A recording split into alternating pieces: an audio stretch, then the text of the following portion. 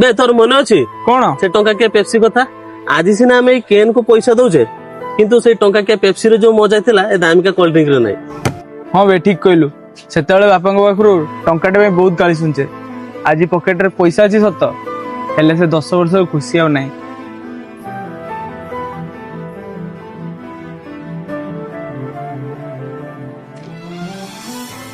चंदन तू फर्स्ट, दीपू तू सेकंड, तू थर्ड, तू फोर्थ, मोस्ट वाला लास्ट।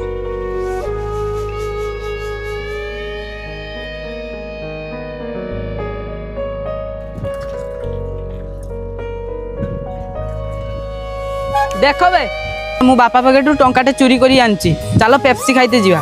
बे का कतरे पैसा अछि? मो कतरा अछि मो कतरा नहीं आ तो कतरा? मो कतरा भी नहीं। तमे दी जण आसो पेप्सी खाइते जीवा।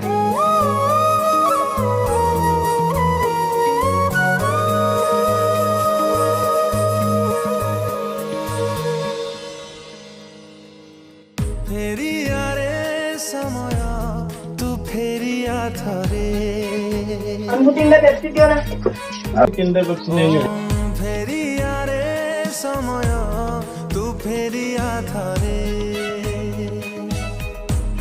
मु रही जाइछि रे बहु पछरे।